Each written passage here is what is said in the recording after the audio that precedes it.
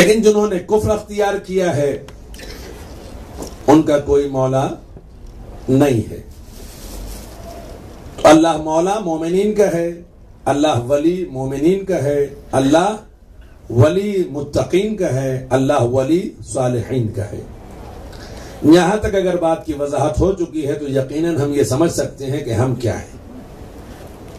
اگر ہم مومن ہیں، متقی ہیں، صالح ہیں تو ہمارے لیے ولی بھی ہے، مولا بھی ہے. اگر ہم مومن، متقی اور صالح ہیں تو ہمارے لیے اللہ ولی بھی ہے اور مولا بھی ہے، نبی ولی بھی ہے اور مولا بھی ہے، امام ولی بھی ہے اور مولا بھی ہے. مگر مفہوم مولا نبی نے بتایا ہے. اگر مولا مانو گے تو یہ تسلیم کرنا پڑے گا کہ یہ تمہارے نفسوں پر تم سے زیادہ حاکم ہے، یہ تمہارے نفسوں پر تم سے زیادہ اختیار رکھنے والے ہیں، یہ تمہارے نفسوں پر تم سے زیادہ حق تصرف رکھتے ہیں. یعنی جو بھی مولا ہے وہ مولا مومنین کے نفسوں پر ان سے زیادہ حق تصرف رکھتا ہے. کن کے نفسوں پر؟ مومنوں کے، متقین کے، صالحین کے. اور اسی لیے یہ اعلان کیا گیا ہے کہ اگر تمہارا نفس اتنا طیب و طاہر اور پاک و پاکیزہ ہے، تمہارا مال طیب و طاہر اور پاک و پاکیزہ ہے، کیونکہ تم صالح ہو، تم متقی ہو، تم مومن ہو، تو اللہ تمہارے مال کو اور تمہارے نفس کو جنت کے عوض میں خرید لیتا ہے. معصوم ارشاد فرماتے ہیں جنت سے کم پر اپنا سودا کبھی مت کرنا. یعنی ایک مومن، متقی اور صالح انسان کی خصوصیت اور عظمت یہ ہے کہ اس کی قیمت جنت سے کم نہیں ہے. جنت سے کم کسی مومن کی قیمت نہیں ہے. میں نے کل آپ کے سامنے یہ کہا تھا کہ میں اس بات کی وضاحت بھی کروں گا کہ مقام مومن کیا ہے. میں عمومی مومن کی بات نہیں کر رہا ہوں. ایک بیچارہ غریب مفلس مومن، اور غریب اور مفلس کا جب لفظ آتا ہے تو بعض احباب دامن اپنا جھاڑتے ہیں کہیں ایسا نہ ہو کہ اس کی غربت اور مفلسی نے لگ جائے. حیات پیغمبر میں ایسا واقعہ پیش آیا کہ پیغمبر اسلام کی بارگاہ میں ایک غریب بیچارہ پھٹےحال آ کر کے بیٹھا تو جو دوسرے احباب تھے انہوں نے اپنے لباس سمیٹنے شروع کر دیے. تو نبی نے پوچھا کیا اس کی غربت تمہیں لگ جائے گی، اس کی مفلسی تمہارے دامنگیر ہو جائے گی، تم اپنا دامن کیوں بچا رہے ہو؟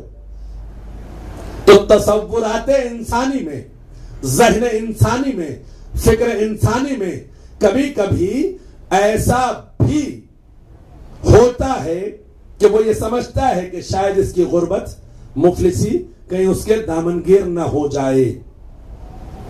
جہاں انسان گھبراتا ہے وہاں اللہ ایک غریب مومن مفلس کی تعریف اور عظمت بیان فرما رہا ہے کہ جس وقت میدان محشر میں یہ غریب مفلس مومن پیش کیا جائے گا، زلفیں سجی ہوئی ہوں گی، نورانی منبروں پر بٹھالے جائیں گے، یہاں تک کہ جب ملک مقرب ان کے سامنے سے گزریں گے تو یہ کہتے ہوئے جائیں گے، ایسا لگتا ہے کہ جیسے کوئی نبی مرسل بیٹھا ہوا ہے.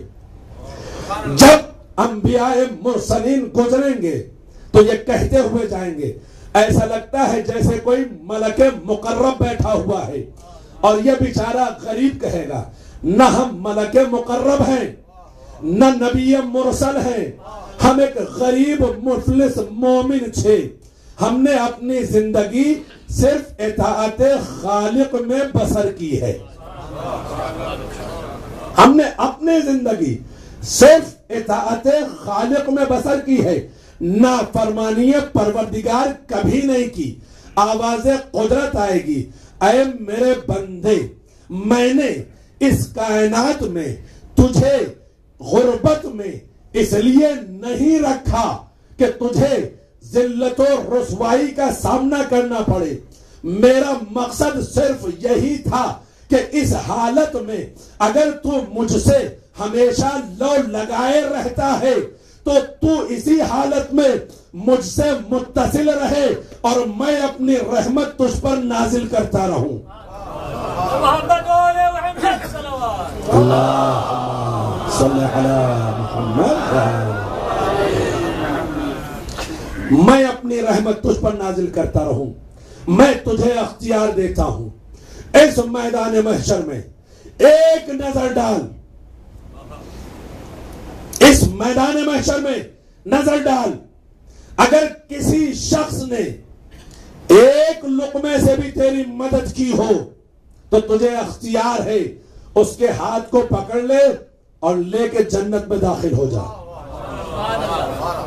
نظر ڈال، اس غریب کی کیفیت کو اللہ بیان کر رہا ہے کہ جس نے نافرمانی میں زندگی نہیں گزاری، اطاعت خالق میں زندگی گزاری ہے، اور جب تک اطاعت میں زندگی گزارتا رہا، نافرمانی سے بچتا رہا، رحمت پروردگار کا مستحق قرار پایا، بارگاہ الہی میں پیش کیا گیا تو اس انداز سے پیش کیا گیا کہ چہرہ منور ہے، لباس معطر ہے، شکل سے نور ساطع ہو رہا ہے، شکل و شباہت اور حیت و کیفیت کو دیکھ کر کے نبی مرسل بھی، ملک مقرب بھی اس پر ناز کر رہا ہے، اور قدرت جواب دے رہی ہے، اے میرے بندے نظر ڈال، کوئی ایک بھی نظر آئے جس نے تیری مدد و نصرت کی ہو، تیرا کسی طرح سے خیال رکھا ہو، حد یہاں تک ہے کہ ایک لقمہ بھی اگر عطا کیا ہو تو اس کے ہاتھ کو پکڑ لے اور جنت میں داخل ہو جا،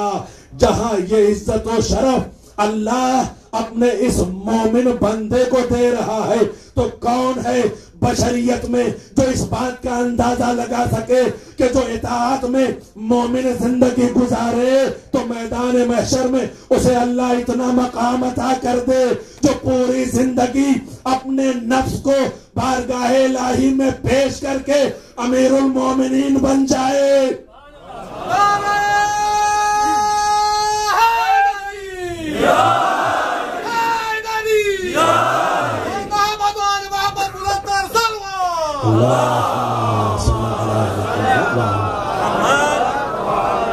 اس کا مقام کیا ہے؟ نبی نے تو ارشاد فرمایا یا علی انت قسیم النار والجنہ، لیکن اس کے مقام کا تجزیہ کون کر سکتا ہے، کون بیان کر سکتا ہے؟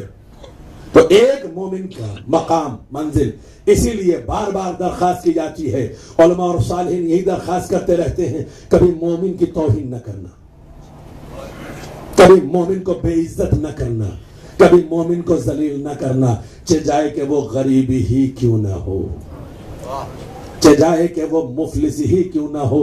تمہیں کیا معلوم کہ اس غربت کا فلسفہ کیا ہے، تمہیں کیا معلوم اس غریبی کا فلسفہ کیا ہے، اور اس کا دل بارگاہ الہی سے کتنا توسل اختیار کر چکا ہے، بارگاہ الہی سے